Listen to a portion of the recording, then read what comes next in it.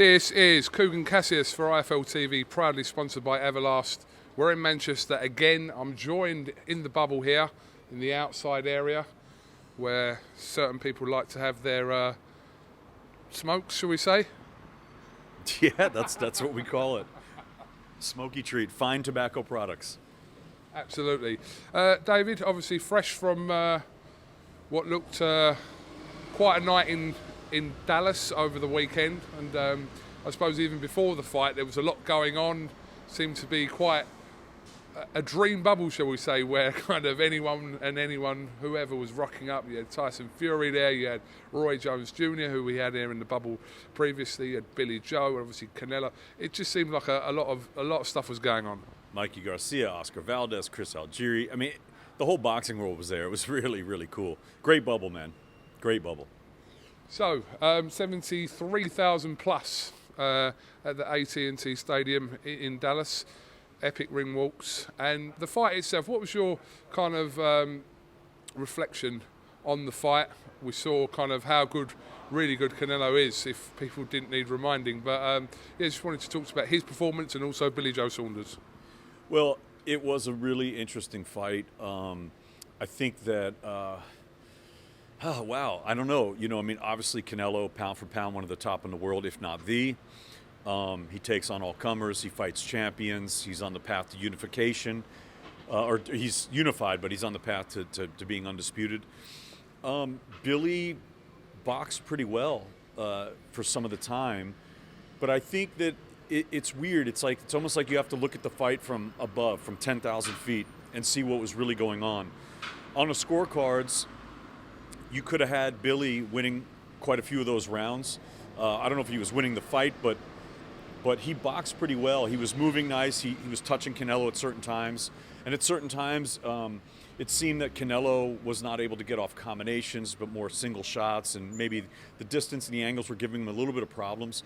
But at the end of the day, it almost seems like, you know, CANELO just knew in his head. He was just kind of timing him and gathering information and waiting to land that big punch, which he eventually did and stopped the fight. So I don't know, you know, it's just one of those things where it's just like a level above. I think, you know, you saw it when you see Demetrius Andrade calling out CANELO at the press conference afterwards.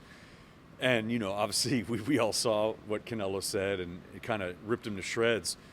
But he's got a point in a way, because some of these guys, they want to just step up to this massive level where CANELO is. And he's saying, fight these harder fights. You know, CANELO, it's a difference. Like CANELO, when he says no boxing, no life, like he really means that.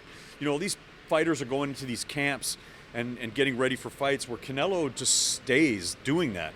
It's just really what his life is. And he's been fighting champions for a long time now. And iron sharpens iron, steel sharpens steel. So he's just getting sharper and sharper and better and better. And so when he fights these guys, he's just head and shoulders above them. So we really want to see these guys maybe fight some of the other upper echelon before they try to. They all want the big money fight. We get that. Who wouldn't, you know? But at the same time, if you want to see a competitive fight, you got to fight some of these upper echelon guys to get in those deep waters, to go through those hard times. So when you get to a CANELO, you can actually maybe come through it on the winning side. I think that was kind of, an added bonus to hear. You know, it was an interesting confrontation obviously they were apart, but it was more specific for us to hear CANELO kind of, the cursings in English was, and I'm sure it's done the rounds on social media, we know it has, but yeah, we saw a side to CANELO, a personality to CANELO that we hadn't previously seen out in the public, and it was quite engaging to watch. Yeah, it absolutely was, and it's there. I mean, CANELO's a fighter, and he made good points, and he's, you know, he just kind of destroyed Boo Boo on that, you know. But we'll see. I mean, look, if they ever meet in the ring, okay. But I think that he wants Caleb Plant next. The fight at 168, I'd love to see is against David Benavidez.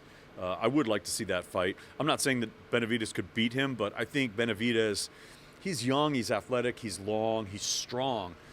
He's got a hell of a punch. I think that'd be a very interesting fight.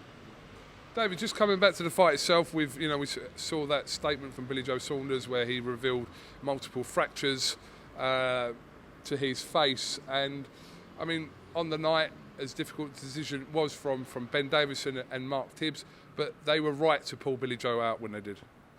I think that, you know, they were going to give him another round to see what he could do, but I think you could tell in the body language that I think Billy knew, like, if you've ever had broken bones, I've broken several, unfortunately. Usually, pretty much every time I've broken a bone, I knew it immediately. Like, I've been injured a lot, and I just kind of get up and you go forward. But sometimes when you break a bone, there's a difference. You feel a snap, you hear a snap. There's a different type of pain that goes through your body, and I'm sure that Billy felt that.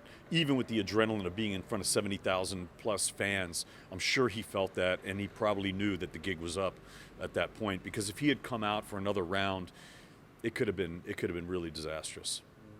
Yeah, I mean, the thought of Billy Joe coming out for round 9, I think, you know, the way the fight was kind of swaying towards, and Canelo, we know, comes strong in those rounds, etc. And Billy Joe, obviously, in the situation he was in with his eye and his face looked like it almost like caved in.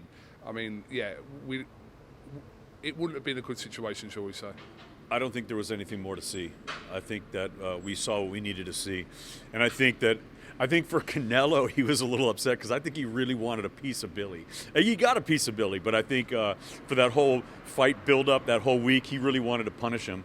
But I think, you know, look, he came away, he got another belt, and he's on his way to undisputed. Yeah, we'll look forward to that. There's a lot going on. Just finally, obviously on this card here, Joshua Buatsi returns to action. We've got 3 European title fights amongst some other fights. So, yeah, I think this has been an interesting card on Saturday. Yeah, we got 5 title fights. I mean, there's 3 Europeans. You got the WBA International, and you got an English title. So Dalton Smith and Lee Appleyard. You got the, you know, Tommy McCarthy is coming out, and it should be an interesting fight week. And I'm always excited to see Buatsi, especially with he's teamed up with Virgil Hunter. And it's great, you know, obviously Hunter was in the bubble last week in Texas because he had Sissoko against Conway, which was an interesting fight, especially with that one scorecard that was a little bit interesting because it seemed like Sissoko, you know, really came out on top in that fight. But, yeah, it's going to be interesting to see how Buatsi looks with Virgil Hunter. They haven't been together that long yet, but I am interested to see how that pairing works. We'll look forward to it live on Sky Sports and DAZN this Saturday night. David Diamante, thank you very much for talking to IFL TV, and we'll grab a word of you whenever we next see you. Thank you, Cougs, and we'll catch you soon.